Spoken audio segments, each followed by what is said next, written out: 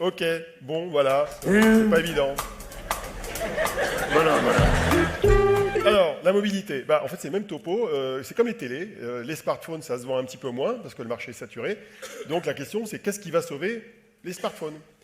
Alors, en regardant rapidement ce qu'on peut voir aussi bien à Barcelone ou au MWC qu'au CES, en fait, il y a 3 grandes catégories de technologies qui peuvent sauver les smartphones. Il y a la 5G, que tous les constructeurs poussent, que les opérateurs télécoms sont en train de commencer à déployer en Europe, aux États-Unis, en Corée, au Japon, etc., en Chine.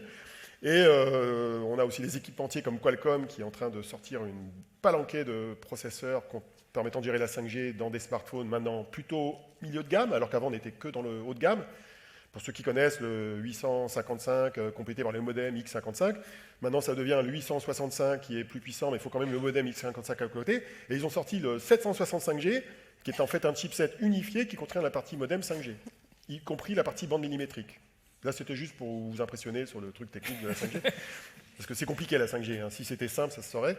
Okay. Et donc là, les opérateurs, ils vont vous occuper quelques années avec les évolutions techniques des déploiements. Deuxième solution, vous faites un écran qui se plie. Grand silence. Ouais, ça fait à 2000 euros. Alors c'est à 2000 euros. Les deux en haut, c'est Huawei et Samsung à 2000 euros. Le Razer Fold de Motorola, ça n'est que 1500 euros. Et c'est un clapet, comme à l'ancienne, quoi. C'est une version ancienne modernisée. Alors, ce qu'on ne voit pas, c'est que dans toutes les démos, c'est quand on le plie, il fait quand même presque 3 cm d'épaisseur. Donc c'est dans la poche, c'est moyen. Tout ça pour avoir une image de semi-tablette carrée quand on le déplie. Bon, c'est pas parfait. Et puis, troisième solution, que tu aimes bien, toi, Fanny, c'est la photo. C'est ce qui nous pousse à souvent upgrader nos appareils aujourd'hui. Les 3 objectifs de l'iPhone 11 Pro, le Max, tout ça. Plus enfin une fonction de nuit qui fonctionne à peu près. On fait un selfie à la fin avec toute la salle, avec ton iPhone. Il va falloir les éclairer alors, parce que là, on est mal barré. On éclairera la salle. Il y a celui-là là, qui était présenté au CES, c'est un écran, c'est un truc particulier. Il y a des caméras là, mais elles sont cachées par un écran LCD qui s'obscurcit quand on ne l'utilise pas et qui devient clair quand on utilise la caméra. Comme ça, c'est plus design et en plus, c'est brandé McLaren. Paye ton McLaren, c'est quand même pas mal. C'est un peu plus cher. Ouais. Olivier, juste un point sur la partie 5G. A priori, moi c'est ma perception, c'est que autant sur la partie B2B, sur tout ce qui est santé, industrie, mobilité, ça a du sens. En revanche, sur la partie B2C, moi, j'y crois pas avant un certain temps parce que, on va pas augmenter le prix des forfaits, ça coûte quand même une blinde de mettre en place un réseau 5G. On va peut-être avoir une couverture un peu tigre et d'un côté léopard, tigre pour tous les axes importants et puis léopard pour les centres denses. Mais en B2C, à mon avis, ça va être compliqué. Enfin, en même temps, faire du B2B là où il n'y a pas de 5G du tout, ça sera dur aussi. Non, je suis pas d'accord. Dans les usines, dans toutes les zones denses, dans par exemple toutes les autoroutes, ça a dans complètement des endroits du sens. spécialisés, comme et en plus, la 5G, ça te permet de faire un système de... Bon, alors je suis pas d'accord. T'inquiète pas, quand on a lancé la 4G, je me souviens d'une conférence de presse avec tous les journalistes où ils ont annoncé chez Orange 150 € par foyer, et tous les journalistes disaient jamais les Français dépenseront ça. Ça n'a pas posé de problème. Il est arrivé aussi. Voilà, mais ça n'avait pas posé de problème du tout quand même, ils y sont arrivés. Bon, donc, à voir. Alors moi, j'y crois pas du tout. Moi, j'y crois pas. Je vais donner une vision contrarian. En fait, c'est juste de l'intuition que je partage avec vous. Je me suis rendu compte que quand on parlait de B2B, c'était d'ailleurs le cas des objets connectés quand ça a démarré, la vague, il y a un peu moins d'une dizaine d'années. Il faut savoir que les projets B2B, ils sont lents. Structurellement, une entreprise est lente. Elle déploie lentement, c'est des projets de 5 ans à 10 ans. Les infrastructures sont lentes à déployer. En plus, ça ne se déploie que sur un panel d'utilisateurs qui est réduit, surtout si c'est du vrai B2B ou pas du B2B2C. Alors que quand vous avez quelques startups bien senties, asiatiques, européennes, américaines, qui inventent une application, un fameux use case qui intéresse beaucoup de monde, je ne sais pas, TikTok, des trucs comme ça que je ne connais même pas, tout d'un coup, tout le monde se met à utiliser, vous avez 100 millions d'utilisateurs en très peu de temps. Donc, aujourd'hui, on n'a pas encore identifié le TikTok, ou le WhatsApp ou l'Instagram de la 5G, mais qu'est-ce qui dit qu'il n'y en a pas un qui va arriver, qui fera, je ne sais pas, de la réalité virtuelle en 8K, je ne sais pas quoi, qui utilisera un hardware nouveau et qui, tout d'un coup, générera un appel d'air. Donc, en fait, ça, le jour où ça arrivera, sur des téléphones comme ceux-là là, en 5G, peut-être que ça marchera. Donc en fait, on ne sait pas. On verra. Tout ça pour dire qu'on n'en sait rien, mais je ne serais pas étonné qu'un espèce d'effet de ciseau entre les deux. On verra. Vous notez pour l'année prochaine. Voilà. Alors justement, je vais vous donner un petit hint sur la réalité virtuelle et augmentée. Alors là, je vous montre un peu, ça c'est un truc qui m'a bien fait marrer, c'est les prévisions des analystes. Eh bien, il y a 4 ans, IDC prévoyait que le marché global mondial de la VR serait de 162 milliards de dollars, tout compris, hardware, software, services. Et là, l'année dernière, ils ont prévu qu'en 2020, c'est la même boîte, hein, c'est pas deux boîtes différentes, ils ont prévu que ce soit de l'ordre de 19 milliards de dollars. Ça fait une sacrée différence. Hein. Quand vous êtes une grande entreprise qui fait ses prévisions avec des chiffres comme ça, oh, c'est génial, on va être une start-up, on va financer un truc. Magic Leap, 2 milliards 3 de dollars de levée pour faire de la réalité augmentée. 4 ans plus tard, divisé par 8. C'est un peu embêtant. On peut se tromper de 40%, de 30%, mais un rapport de 1 à 8, ça fait mal au business plan quand même. Hein. Vous attendiez la fin. Donc, malgré tout, au CES, il y a des nouveautés intéressantes dans ce marché de la VR. Alors, ce n'est pas au CES, c'est des choses qui évoluent toute l'année. Eh bien, je voudrais vous en présenter quelques-unes. Alors, il y en a que j'ai testées, pas toutes, mais j'ai testé les deux là qui sont en haut à droite. C'est des casques de réalité virtuelle avec des écrans 4K de grande taille qui sont un petit peu lourds, mais qui ont une capacité à créer une expérience immersive qui vraiment est extraordinaire par rapport à du Oculus ou du HTC Vive. C'est-à-dire que vous avez un angle de vue qui est l'équivalent à peu près de la vision périphérique humaine. En tournant les yeux, c'est de l'ordre de 200 degrés, alors que d'habitude, on est entre 90 et 100 degrés, 100, 105 degrés.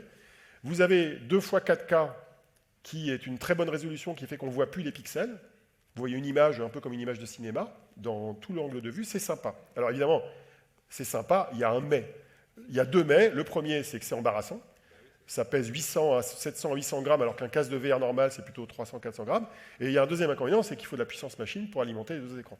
C'est un PC qu'on met à côté, avec une carte double Nvidia, je ne sais pas quoi, et c'est assez lourd pour faire fonctionner. Alors que la tendance du marché, c'est plutôt, comme ce qu'on trouve chez le Oculus Quest, si je ne m'abuse, c'est de plutôt mettre un processeur Qualcomm embarqué dans le casque qui le rend autonome, et qui est capable de restituer une image sur un écran assez grand, mais avec un angle de vue plus petit.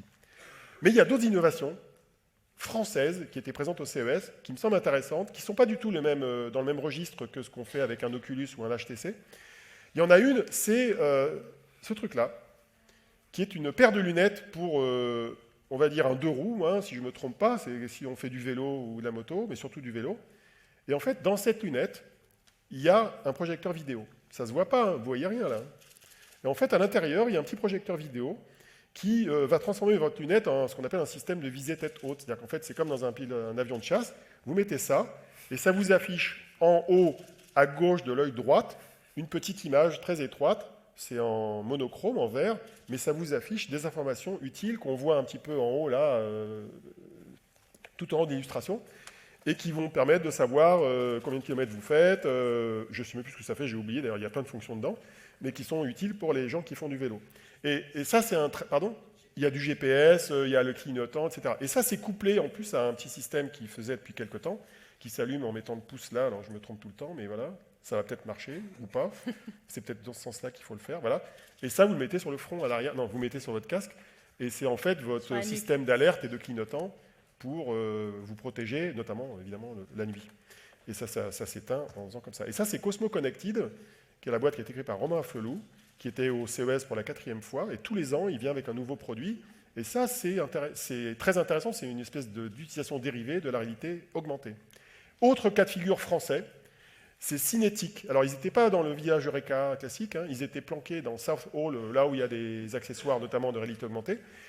Et alors, ils font un schmilblick, pour ceux qui savent ce que c'est qu'un schmilblick, qui ont plus que 45 ans. C'est en fait un truc là qui est bizarre. Alors, quand vous regardez ça, vous ne comprenez pas à quoi ça sert. Et c'est un truc qu'on met dans ces lunettes, c'est-à-dire qu'on le met à l'intérieur du casque quelque part par là, ici. Et la question, c'est à quoi ça sert. Et il faut regarder la vidéo pour comprendre. Two small screens, here, and we display dots. So I'm going to just show you the dots. Sure. Right here. Yeah. So these dots move the same way you are actually. Donc en fait, ça recrée en gros l'horizon avec des pixels à l'intérieur de votre casque de VR pour que vous ayez toujours le repère extérieur alors que vous êtes enfermé dans votre casque, mais qui lui présente une image différente. C'est juste pour que vous ayez le repère extérieur, comme dans une lunette de réalité augmentée, alors que vous êtes dans la réalité virtuelle. Ça va? C'est pas évident. Hein.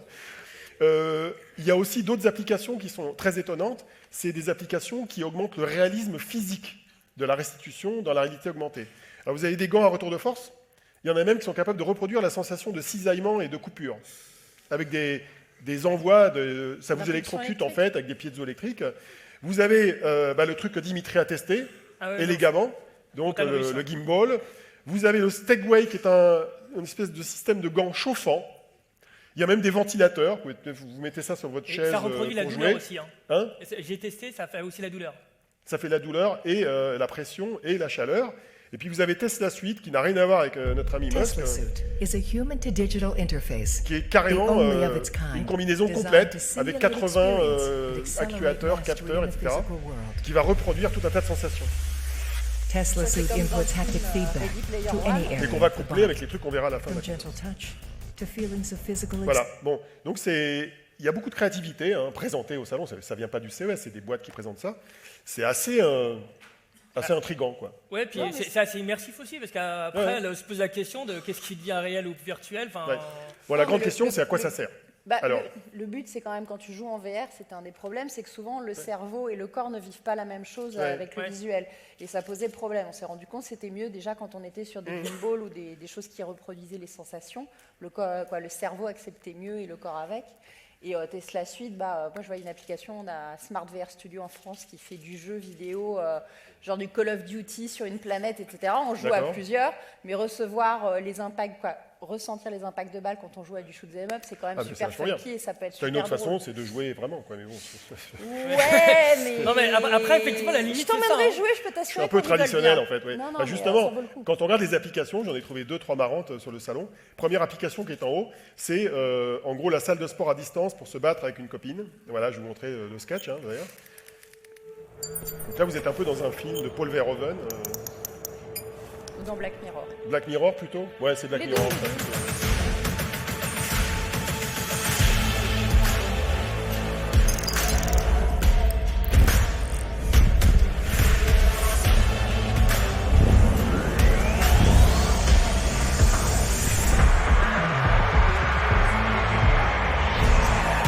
Enfin bref, tu as une autre solution, c'est que tu invites ta copine à la salle de sport et ça fait la même chose.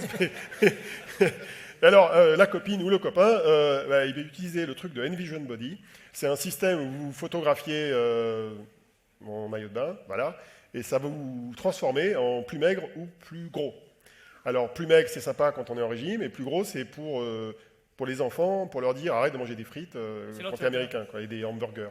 Et c'est dans ton miroir, Voilà. comme ça, tu vas en C'est face le de ton miroir qui et change pouf. avec un réseau génératif, Pour voir le technique physique classique. que tu n'atteindras plus Donc ça, jamais. c'est une réutilisation d'une technique. Pardon, tu disais? J'ai pas entendu. C'est pour voir le physique que tu n'atteindras plus jamais. Par exemple, ça peut être ça aussi, oui. Bah, non, mais- il vaut mieux que ce soit quelque chose de réaliste, si possible. D'ailleurs, là, bon, ça a l'air réaliste. Bon.